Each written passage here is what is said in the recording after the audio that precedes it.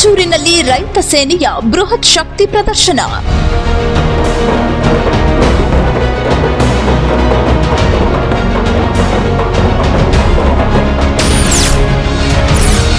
ರಾಯಚೂರಿನಲ್ಲಿ ರಾಷ್ಟ್ರೀಯ ರೈತ ದಿನಾಚರಣೆಯ ಸಂಭ್ರಮ.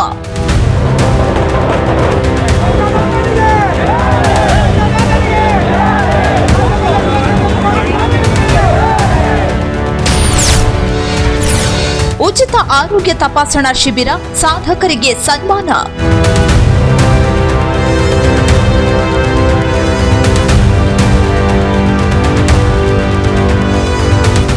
ಮೆರವಣಿಗೆ, ಡೊಳ್ಳು ಕುಣಿತ, ಅಂಬೇಡ್ಕರ್ ಪುತ್ಥಳಿಗೆ ಮಾಲಾರ್ಪಣೆ. ಇದು ಕಂಡುಬಂದಿದ್ದು ರಾಯಚೂರಿನಲ್ಲಿ. ಕಲ್ಯಾಣ ಕರ್ನಾಟಕದ ಹೆಬ್ಬಾಗಿಲು ರಾಯಚೂರಿನಲ್ಲಿ ಇಂದು ಹಸಿರು ಸೇನೆಯ ಹಬ್ಬ. ಕರ್ನಾಟಕ ರಾಜ್ಯ ರೈತ ಸಂಘ ಹಾಗೂ ರೈತ ಸೇನೆ ರಾಜ್ಯ ಘಟಕದ ಅಧ್ಯಕ್ಷರಾದ ಶಾಂತಗೌಡ ಪಾಟೀಲ್ ಚನ್ನಪಟ್ಟಣ ಅವರು ಸಂವಿಧಾನ ಶಿಲ್ಪಿ ಡಾಕ್ಟರ್ ಬಾಬಾ ಸಾಹೇಬ್ ಅಂಬೇಡ್ಕರ್ ಅವರ ಪುತ್ಥಳಿಗೆ ಮಾಲಾರ್ಪಣೆ ಮಾಡುವ ಮೂಲಕ ಈ ಬೃಹತ್ ಮೆರವಣಿಗೆಗೆ ಅಧಿಕೃತ ಚಾಲನೆ ನೀಡಿದರು.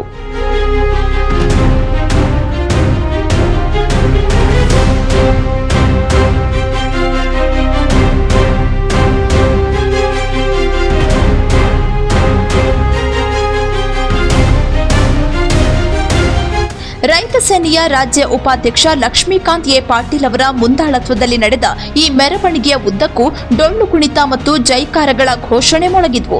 ಈ ಮೆರವಣಿಗೆಯಲ್ಲಿ ರಾಯಚೂರು ಗ್ರಾಮೀಣ ಕ್ಷೇತ್ರದ ಮಾಜಿ ಶಾಸಕರಾದ ತಿಪ್ಪರಾಜು ಹವಾಲ್ದಾರ್ ಕೂಡ ಪಾಲ್ಗೊಂಡು ಬೆಂಬಲ ಸೂಚಿಸಿದರು. ಕಾರ್ಯಕ್ರಮದ ಸಂಪೂರ್ಣ ಜವಾಬ್ದಾರಿಯನ್ನು ಹೊತ್ತಿದ್ದ ಜಿಲ್ಲಾಧ್ಯಕ್ಷ ಇಂದ್ರಜಿತ್ ಯಾದವ್ ಅವರ ನೇತೃತ್ವದಲ್ಲಿ ಪ್ರಗತಿಪರ ರೈತರಿಗೆ ವಿಶೇಷ ಸನ್ಮಾನ ಮತ್ತು ಪುಷ್ಪಾರ್ಚನೆ ಮಾಡಲಾಯಿತು.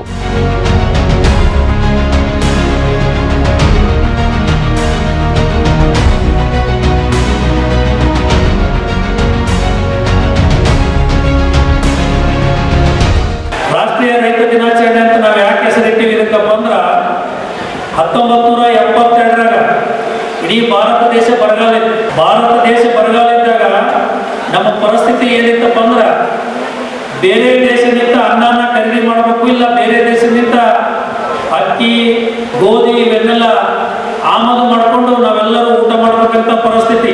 ಅಂತ ಪರಿಸ್ಥಿತಿನ ಎದುರಿದಂತ ಭಾರತ ದೇಶ ಇವತ್ತಿನ ದಿನ ಇಡೀ ಪ್ರಪಂಚಕ್ಕೆ ಅನ್ನ ನೀಡ್ತಕ್ಕಂಥ ಶಕ್ತಿ ತುಂಬಿದ್ದು ನಮ್ಮ ರೈತರದನ್ನು ತಪ್ಪಾಗಲ್ಲ.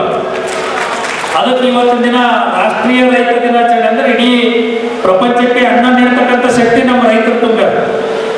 9 ತಿಂಗಳು ತಾಯಿ ಹೊಟ್ಟೆಗಿದ್ದೇನಪ್ಪ ಅಂದ್ರೆ ಭೂಮಿಗೆ ಯಾವಾಗ ಜನನ ಆಗ್ತದ, ಹುಟ್ಟಿ ನಡ್ಕೊಂಡು ಸಾಯತನ ಏನಪ್ಪ ಅಂತಂದ್ರ ಭೂಮಿ ಒಳಗೆ ಮಣ್ಣಿನೊಳಗೆ ಮಣ್ಣಾಗತಕ್ಕಂಥದ್ದು ನಮ್ಮನ್ನು ಸಾಕ್ತಕ್ಕಂಥವ್ರು ಯಾರಪ್ಪ ಅಂದ್ರೆ ರೈತರು ಅನ್ನ ನೀಡಿದ್ರೆ ನಾವು ಬದುಕಿದೀವಿ ಅನ್ನೋ ಮಾತು.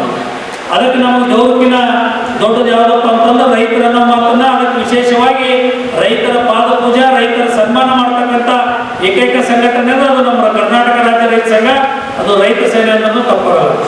ನೂರಾರು ಸಂಖ್ಯೆಯಲ್ಲಿ ಆಗಮಿಸಿದ್ದ ರೈತ ಮಹಿಳೆಯರು ಈ ಹೋರಾಟಕ್ಕೆ ಮತ್ತಷ್ಟು ಮೆರುಗು ನೀಡಿದರು. ರಾಯಚೂರಿನ ಪಂಡಿತ ಸಿದ್ದರಾಮ ಒಂಬಲದಿನ್ನಿ ರಂಗಮಂದಿರ ಇಂದು ಅನ್ನದಾತರ ಸಂಗಮಕ್ಕೆ ಸಾಕ್ಷಿಯಾಯಿತು. ರಾಷ್ಟ್ರೀಯ ರೈತ ದಿನಾಚರಣೆಯ ಅಂಗವಾಗಿ ಕರ್ನಾಟಕ ರಾಜ್ಯ ರೈತ ಸಂಘ ಹಾಗೂ ರೈತ ಸೇನೆಯ ಜಿಲ್ಲಾ ಘಟಕದ ವತಿಯಿಂದ ಅತ್ಯಂತ ವ್ಯವಸ್ಥಿತವಾಗಿ ಕಾರ್ಯಕ್ರಮವನ್ನ ಹಮ್ಮಿಕೊಳ್ಳಲಾಗಿತ್ತು. ಕಾರ್ಯಕ್ರಮದಲ್ಲಿ ಭಾಗಿಯಾಗಿದ್ದ ಕಾಂಗ್ರೆಸ್ ಮುಖಂಡರಾದ ಶ್ರೀದೇವಿ ನಾಯಕ್ ಅವರು ಮಾತನಾಡಿ, ರೈತರ ಮಕ್ಕಳು ಮತ್ತು ರೈತ ಮುಖಂಡರು ಅಧಿಕಾರಕ್ಕೆ ಬಂದರೆ ಮಾತ್ರ ರೈತರಿಗೆ ನಿಜವಾದ ನ್ಯಾಯ ಸಿಗಲು ಸಾಧ್ಯ ಎಂದರು. ಅಕಸ್ಮಾತ್ ಏನಾದರೂ ರೈತರು ನಾನು ಬೇಡಪ್ಪ, ನನ್ನ ಸಾಲ ಜಾಸ್ತಿ ಆಗ್ಯದ, ನಾನು ಕೃಷಿ ಚಟುವಟಿಕೆ ಮಾಡಲ್ಲ, ನಾನು ಬಿತ್ತಲ್ಲ, ನಾನು ಬೆಳೆಯಲ್ಲ ಅಂತ ಏನಾದರೂ ಒಂದು ವರ್ಷ ನಿರ್ಧಾರ ಏನಾದರೂ ರೈತರು ತಗೊಂಡು ಸುಮ್ಮನೆ ಬಿಟ್ಟರೆ ನಾವೆಲ್ಲರೂ ಕೂಡ ಉಪವಾಸ ಬಿಡುವ ಕೆಲಸ ಆಗ್ತದೆ. ಅದಕ್ಕೆ ಹೇಳಿದ್ದು ಏನಂತ, ರೈತರು ಈ ಭಾರತದ ಬೆನ್ನೆಲುಬು ಅಂತ. ಈ ಒಂದು ರೈತ ಸಂಘದಿಂದ ಎಲ್ಲ ಬಡವರಿಗೆ ರೈತರಿಗೆ ಉಪಯೋಗ ಆಗುವಂತ ಕೆಲಸಗಳನ್ನ ಈ ಒಂದು ರೈತ ಸಂಘದಿಂದ ಆಗಲಿ ಅಂತ ನಮ್ಮ ರಾಜ್ಯಾಧ್ಯಕ್ಷರಾಗಿರ್ತಕ್ಕಂಥ ಉಪಾಧ್ಯಕ್ಷರಾಗಿರ್ತಕ್ಕಂಥ ಲಕ್ಷ್ಮಣ್ ಅಣ್ಣವರು ನಾನು ನಮ್ಮ ಕಡೆಯಿಂದ ಮನವಿ ಮಾಡ್ತೀನಿ ಅಂತ ಹೇಳಿದ್ರೆ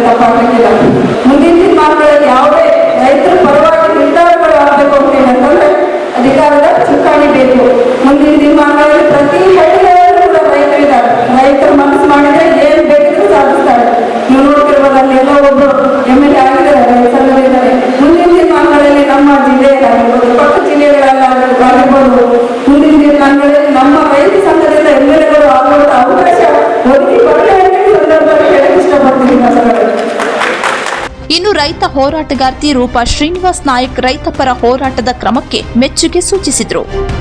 ಬಹಳ ಖುಷಿ ಆಗುತ್ತೆ ರೈತ ಚಳವಳಿ ಬಗ್ಗೆ, ರೈತ ಹೋರಾಟದ ಬಗ್ಗೆ ಮಾತನಾಡಕ್ಕೆ. ನಾವೇನಂತ ದೊಡ್ಡ ಸಾಧನೆ ಮಾಡಿದ್ವಿ. ಇಲ್ಲೆಲ್ಲ ಬಂದಿದ್ರಲ್ಲ ಮಕ್ಕಳು, ಕಟ್ಟಿಗೆ ಹಿಡ್ಕೊಂಡು ಬಂದಿದ್ರು. ಅವರೆಲ್ಲ ಹಗಲು ರಾತ್ರಿ ಬಿಸಿಲು ಮಳೆ ಚಳಿ ಏನೇನು ಲೆಕ್ಕ ಮಾಡದೆ ಹೊಲದಲ್ಲಿ ದುಡಿತಾರ. ಅದನ್ನು ಪಗಾರ ಕೊಡ್ತಾರನ್ರಿ ನಮ್ಗೆ. ಪಗಾರ ಕೊಡ್ತಾರ. ನಮ್ಮ ಹೊಲದಾಗ ನಾವು ದುಡಿದ್ರೆ ಅದಕ್ಕೆ ಮಕ್ಕಳ ಬೆಳೆದ ಒಯ್ದು ರೊಕ್ಕಿಲ್ಲ. ಅವ್ರು ಏನ್ ಹೇಳ್ತಾರೆ ಅದನ್ನ ಕೊಟ್ಟು ಬರ್ಬೇಕು. ಮತ್ತೆ ಉಲ್ಟ ಸಾಲ ಮಾಡಿರ್ತೀವಿ. ಮತ್ತೆ ನಮ್ಮ ಮಕ್ಕಳಿಗೆ, ನಮ್ಮ ಅಪ್ಪಗ ಅಮ್ಮಗ ಅತ್ತಿ ಮಾವ ದವಾಖಾನೆ ಮತ್ತೆ ಲಗ್ನ ಮಾಡಬೇಕು. ಮಗ ಲಗ್ನಕ್ಕೆ ಬಂದಿರ್ತಾಳ, ಮಗ ಲಗ್ನಕ್ಕೆ ಬಂದಿರ್ತಾನ. ಇಷ್ಟೆಲ್ಲ ಹಂತದಲ್ಲೂ ಸರ್ಕಾರದ ಗಮನಕ್ಕೆ ಇದ್ರೂ ಸಹ ಒಂದು ನಮಗೆ ರೈತರಿಗೆ ಸರಿಯಾದ ಬೆಲೆ ನಿಗದಿ ಮಾಡೋದಿಲ್ಲ. ಪ್ರತಿಯೊಂದು ಸ್ಥಳದಲ್ಲೂ ಹೋರಾಟ ಮಾಡಬೇಕು, ನೀರಿಗಾಗಿ ಹೋರಾಟ ಮಾಡಬೇಕು. ಎಷ್ಟು ಬಾಯಿ ಪಡ್ಕೊಂಡ್ರು ಸಹ ಸಾಕಷ್ಟು ಸರ್ಕಾರಗಳು ಬಂದವು ಹೋದವು. ಆದ್ರೆ ಪರಿಹಾರ ಮಾತ್ರ ನಾವು ರೈತರಿಗೆ ಇನ್ನೂವರೆಗೂ ಯಾವುದೇ ಸರ್ಕಾರ ಆಗಲಿ ಕೊಡೋದ್ರಲ್ಲಿ ವಿಫಲ ಆಗಿದೆ ಅಂತ ಹೇಳಿ ನಾನು ಘಂಟಾಘೋಷವಾಗಿ ಹೇಳ್ತೀನಿ. ಕೇವಲ ಭಾಷಣಕ್ಕೆ ಸೀಮಿತವಾಗದ ಈ ಸಮಾವೇಶದಲ್ಲಿ ಕೃಷಿ ತಂತ್ರಜ್ಞರು ಪಾಲ್ಗೊಂಡು ಬದಲಾಗುತ್ತಿರುವ ಹವಾಮಾನಕ್ಕೆ ತಕ್ಕಂತೆ ಆಧುನಿಕ ಕೃಷಿ ಪದ್ಧತಿ ಅಳವಡಿಸಿಕೊಳ್ಳುವ ಬಗ್ಗೆ ರೈತರಿಗೆ ಮಾರ್ಗದರ್ಶನ ನೀಡಿದರು. ವಿಶೇಷವಾಗಿ ಕಲ್ಯಾಣ ಕರ್ನಾಟಕ ಅಂತಂದ್ರೆ ನಮ್ಮಲ್ಲಿ ಬರ್ತಕ್ಕಂಥವು 2 ಬೆಳೆ. ಅದ್ರ ಬಗ್ಗೆ ನಾವೆಲ್ಲರೂ ಚಿಂತನೆ ಮಾಡಬೇಕು. ಒಂದು, ರಾಯಚೂರು ಜಿಲ್ಲೆಯ ಸುತ್ತಮುತ್ತ ಈ ನಮ್ಮ ಭಾಗದಲ್ಲಿ ಬೆಳತಕ್ಕಂಥ ಹತ್ತಿ ಬಗ್ಗೆ ವಿಚಾರ ಮಾಡಬೇಕಂದ್ರೆ ನಮ್ಮ ಏಷ್ಯಾ ಖಂಡದಾಗೆ ನಂಬರ್ 1 ಕಾಟನ್ ಬೆಳೀತಕ್ಕಂಥ ಹತ್ತಿ. ಇನ್ನೂ ಈ ಭಾಗ ಇಂಡಸ್ಟ್ರಿ ಡೆವಲಪ್ ಆಗಿಲ್ಲ. ಅದ್ರ ಬಗ್ಗೆ ನಾವೆಲ್ಲರೂ ಚಿಂತನೆ ಮಾಡಬೇಕು. ಇವತ್ತಿನ ಏನಪ್ಪ ಅಂದ್ರೆ ನಾರಾಯಣಪುರ ಬಲದಂಡೆ ಕಾಲುವೆ 0 to 95 ಕಿಲೋಮೀಟರ್ ತನನು ಅಂದ್ರೆ ಪ್ರಾರಂಭದಿಂದ 95 ಕಿಲೋಮೀಟರ್ ತನನು ಕಾಲುವೆಗಳಾಗ್ಯಾವ. ಅದು 95 ಕಿಲೋಮೀಟರ್ ನಿಂದ 145 ಕಿಲೋಮೀಟರ್ ತನನು ಕಾಲುವೆಗಳಾದನ್ನು ಆ ಕಾಲುವೆಗಳಿಗೆ ನೀರಿಲ್ಲ. ಅದರ ಸಲುವಾಗಿ ನಾವೆಲ್ಲರೂ ಚಿಂತನೆ ಮಾಡಬೇಕು. ಅದು ನಾನು ಒಂದೇ ಮಾತು ಸರ್ಕಾರಕ್ಕೆ ಈ ವೇದಿಕೆ ಮುಖಾಂತರ ಮನವಿನೂ ಮಾಡ್ತೀನಿ, ಒತ್ತಾಯನ ಮಾಡ್ತೀನಿ. ಏನ್ ಮಾಡ್ತಪ್ಪ ಅಂದ್ರ ನಮಗೆ ನೀವೇನು ಬಂಗಾರ ಬೆಳ್ಳಿ ರೊಕ್ಕ ರೂಪಾಯಿ ಕೊಡಬೇಡ್ರಿ. ನಮಗೆ ಏನ್ ಕೊಡ್ರಪ್ಪ ಅಂತಂದ್ರ ನಮ್ಮ ರೈತರ ಹೊಲಗಳಿಗೆ ನೀರು ಕೊಡ್ರಿ, ವ್ಯವಸ್ಥೆನೆ ಮಾಡಬೇಕು ರಾಜ್ಯ ಸರ್ಕಾರ ಮತ್ತು ಕೇಂದ್ರ ಸರ್ಕಾರ. ನಮಗೆ ಎಂತ ಖರೀದಿ ಕೇಂದ್ರ ಬೇಕಂದ್ರ ಪ್ರತಿ ತಿಂಗಳು 12 ತಿಂಗಳು ಏನಪ್ಪ ಅಂದ್ರ ಪ್ರತಿದಿನ 136 ದಿನನೂ 165 ದಿನಾನು ಏನಪ್ಪ ಅಂತಂದ್ರ ಖರೀದಿ ಕೇಂದ್ರಗಳು ಪ್ರಾರಂಭ ಆದ್ರ ನಾವು ರೈತರು ಬೆಳೆದಂತ ಬೆಳೆಗೆ ಏನಪ್ಪ ಅಂದ್ರ ಒಳ್ಳೆ ಬೆಲೆ ಸಿಗ್ತದ. ಇನ್ನು ರೈತರ ಆರೋಗ್ಯದ ಹಿತದೃಷ್ಟಿಯಿಂದ ಬೆಂಗಳೂರಿನ ಖ್ಯಾತ ಸಪ್ತಗಿರಿ ಆಸ್ಪತ್ರೆಯ ಸಹಯೋಗದೊಂದಿಗೆ ಬೃಹತ್ ಉಚಿತ ಆರೋಗ್ಯ ತಪಾಸಣಾ ಶಿಬಿರ ನಡೆಯಿತು. 100 ರೈತರು ಈ ಶಿಬಿರದ ಸದುಪಯೋಗ ಪಡೆದುಕೊಂಡರು. ಇದೇ ಸಂದರ್ಭದಲ್ಲಿ ಕೃಷಿ ಕ್ಷೇತ್ರದಲ್ಲಿ ಗಣನೀಯ ಸಾಧನೆ ಮಾಡಿದ ರೈತರನ್ನು ಹಾಗೂ ವಿವಿಧ ಗಣ್ಯ ವ್ಯಕ್ತಿಗಳನ್ನು ಸನ್ಮಾನಿಸಿ ಗೌರವಿಸಲಾಯಿತು.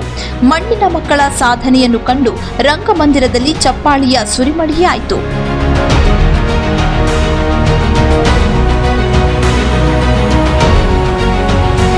ವೆಂಕಟೇಶ್, ನ್ಯೂಸ್ 24 ಭಾರತ, ರಾಯಚೂರು.